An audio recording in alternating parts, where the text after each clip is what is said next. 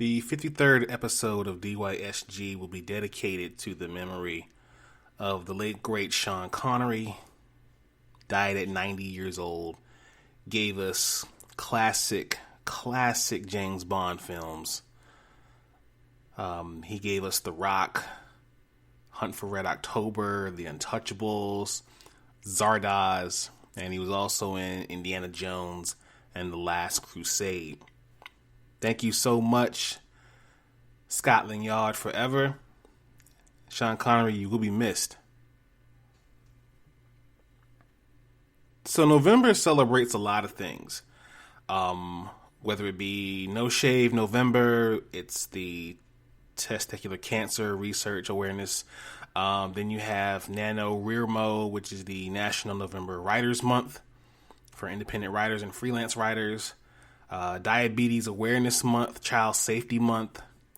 But here at DYSG, we're going to focus on the Indies Month. Shout out to my man, Manuel Carmona. Indie Comics. We want to focus on Indie Comics this month. So by doing that, you can use the hashtag ThankIndie. Read an independent comic this month. I mean, I know that there are a lot of good stories and characters from DC and Marvel and Image and everywhere else for that matter. But take your time to read an indie comic. Check out Agent Solo. Check out Tuskegee Heirs. Check out Wingless Comics. There are so many great independent comic artists out there and writers. It's amazing at what you'll accomplish by supporting indie comics. Check that out. Find your local indie comics person. Read their book. Buy their book. Yes, buy their book. And you'll be doing a good thing by supporting the indie artist to thrive and bring their own creations to the light. Ladies and gentlemen, blurs and nerds, freaks and geeks, live from DYSG Studios. This is Do You Speak Geek, episode 53.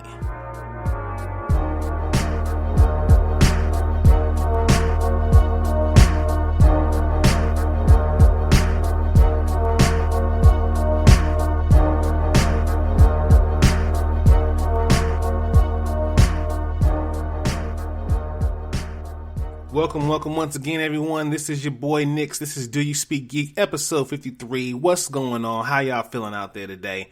I'm doing great. Welcome to the month of November. We just got out of Halloween. There are a lot of big winners and maybe a few losers, but definitely some winners for Halloween. To me, the person who won Halloween was Ryan Destiny. Ryan Destiny, amazing female actress. Did a cosplay of Lauryn Hill, and to me, she absolutely killed Halloween. That's my pick. That's who won Halloween. Don't at me. But yeah, thank you for joining us on the show again, and welcome to DYSG. If you join us for the first time, welcome. If you're an avid listener, welcome back. Please be sure to go to Spreaker.com. That is the home team where you can find all the episodes of DYSG. Please be sure to subscribe, like, and leave comments. I want to know what you guys are thinking out there. And if you can't go to Spreaker, there are other major podcast outlets. You can go to Apple Podcasts, Google Podcasts. We even have distribution going to iHeart, Spotify, Stitcher, kind of everywhere. So be sure to check that out when you get a chance. DoYouSpeakGeek.com, the central hub for everything DYSG. We got blogs coming soon. We got interviews coming soon. And we have all of our content there as well, too. So please be sure to check that out. Follow us on the social medias. Facebook at DYSGFB. Twitter at DYSG_tweets. And Instagram at DoYouSpeakGeek. The YouTube channel is the only place where you can find the Dono and Daddy Show. Please be sure to subscribe, like, Hulk, smash that bell for all notifications, and please leave comments. We want to know what you guys are thinking out there. So let's go ahead and get right into the show. Nothing really big popped off this week, so we're going to go ahead and jump right into... Oh, before I do that, I want to shout out Nerds and Hip Hop, and I want to shout out Hip Hop Marvels. That's just off GP. Shout out to y'all. Let's get into Source Wall. Man, you come right out of a comic book. Behold the source wall. Can you read, my son? Well, that depends. There is nothing wrong with reading a story and looking at the pictures. Enough said, Stan. Let's jump right into the pull list. This one was a no-brainer for me this month or this week. Teenage Mutant Ninja Turtles, The Last Ronin, #1. This was by far the best book this week. It is the TMNT event of 2020. I don't want to hear about events in 2020, but anyway. Springing from the minds of TMT co-creators Kevin Eastman and Peter Laird comes an epic like none you've ever seen before. In a future NYC far different than the one we know today, a lone surviving turtle goes on a seemingly hopeless mission to obtain justice for his fallen family and friends. Kinetic layouts from Eastman, moody inks from Andy Kuhn, and a thrilling script full of surprises from longtime TNT scribe Tom Waltz all combine to make this one of the most memorable TMT stories you will ever read. This is one of 5 parts. Y'all, like, I had my guesses of who the surviving turtle was, and if you know me personally, you know I was right. It was better for story, but please check this book out. You will not regret it. Trust me. Wrapping up Batman 3 Jokers with #3. The final chapter of the most terrifying and personal Batman mystery is here. Still reeling from their last encounter with 3 Jokers, Batman, Batgirl, and Red Hood discover the terrible truth about the Joker's plot. We will find out who is going to be the new Joker. Will the Caped Crusaders have the strength they need to end the maniacal Menace's master's plan once and for all? I sound like the guy who's narrating the Batman show back in the day with Adam West. Anyways, you don't want to miss this conclusion. Check it out.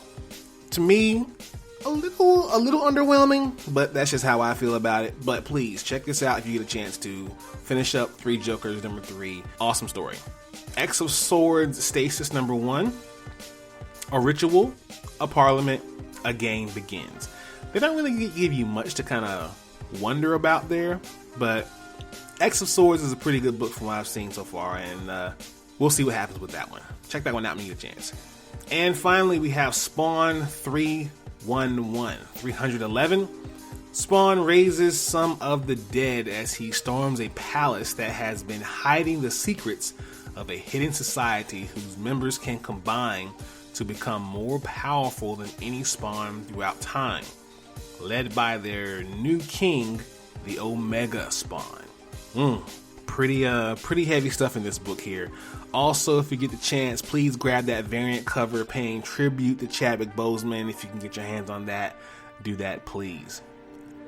Let's jump into Watch This. Watch this, y'all. Thunder! Thunder! Thunder!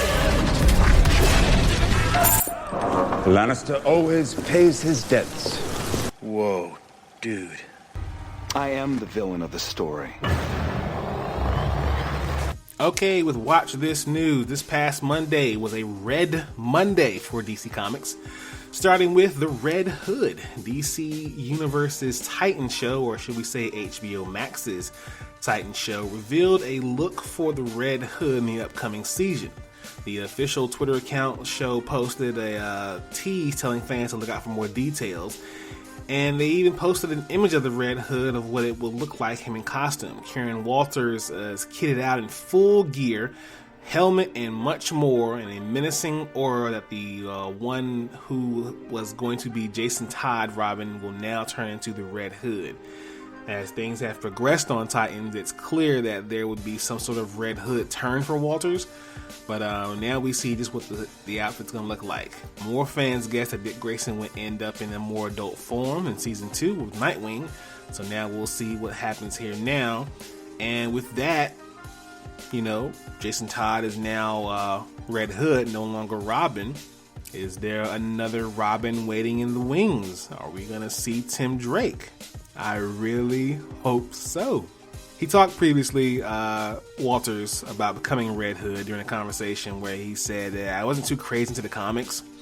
He knew of Batman and Robin and other famous characters, but as soon as he got the role, he went out to comic book shops, bought everything he could on Jason Todd and his story, and just tried to get into the role. I think he does an amazing job as Jason Todd on the show.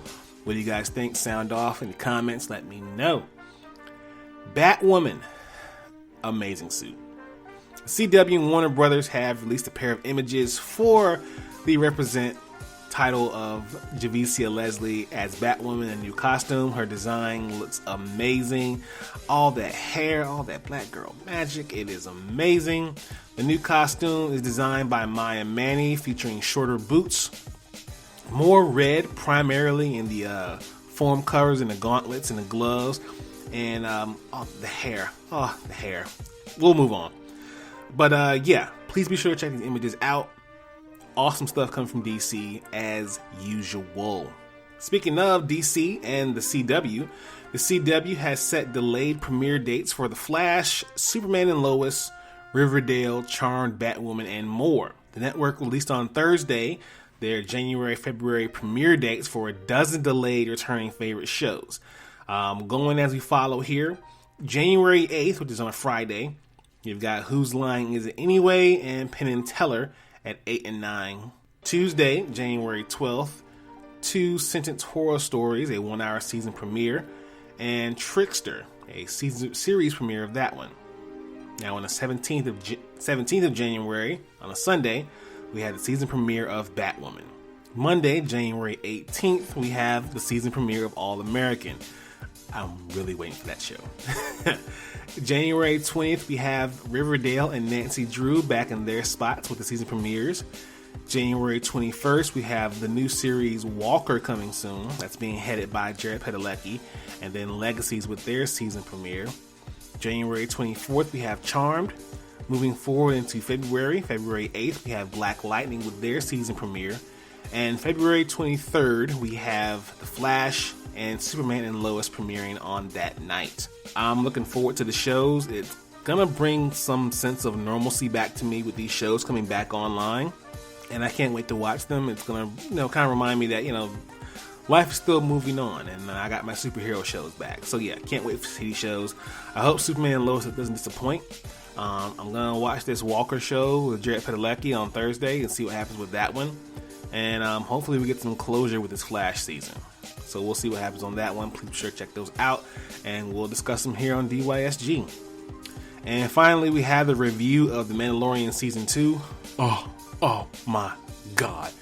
People, when I tell you that this season is going to be nuts, this season is going to be crazy. And I changed the word there on purpose. Yes, this show, oh my God, I cannot wait for the next episode. I want all the episodes right now. I need them right now. Give them to me right now. But anyways, let's jump into Thumb Life. Peace, love, and video games! It's on like Donkey Kong.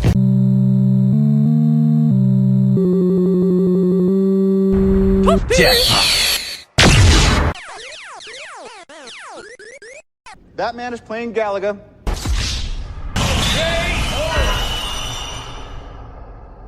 Alright gamers, Cyberpunk 2077 has been delayed again. More specifically, the game will no longer be releasing in the month of October. It's going to be 21 days coming in December 10th via PS5, PS4, Xbox One, Xbox Series X, PC, and Google Stadia. While the game went gold earlier this past month, the team still has to work to ensure the game runs smoothly on every platform. In other words, while the game's development is complete from a constant perspective, it still needs more polish. Adding this challenge has been even more because of the pandemic, which has forced everyone to work at home to get this game ready for everyone. It's like Boss Logic said, I don't know why everyone's all up in arms about it. I mean, they gave you the release date right there in the title, 2077. Bad joke. Anyway, moving on. A review of Watch Dogs Legion. Pretty decent game, I will say that. It takes Ubisoft's open world hacker series in an interesting new direction. by letting you swap between the inhabitants of a near future London almost at will. There's enough variety in the way of different characters to play that make a good trade-off for not having one traditionally progressing character with a fleshed out personality, and playing with permadeath enabled ratchets with the intention of infiltrating heavily guarded areas. On top of that, the map is detailed and loaded with environmental puzzles to solve with a little help from your drones. Legion is technically a little rough, but its sandbox style approach is a good idea that sets Watch Dogs' moment-to-moment gameplay even further apart from the GTA series. So check it out. It's a dope game. It's going to be amazing. It's definitely going to hold everyone's attention until the next gen systems come out. It's going to be it's to me, it's definitely the best one out of the series of Watch Dogs games. That's just how I feel about it. All right, so that's the show, y'all. I'm going to go ahead and do what I do by this time and get out of here. Thank you all for listening. Please, please, please be sure to follow the content, subscribe to the content, listen to the content. Let me know what you think about the content. Please be sure to visit the website doyouspeakgeek.com for everything DYSG. Follow us on the social medias, Facebook, Twitter, and Instagram. Check out the YouTube channel for all of our videos. As usual, live to play, play to win, win to live. I speak geek. Do you speak geek?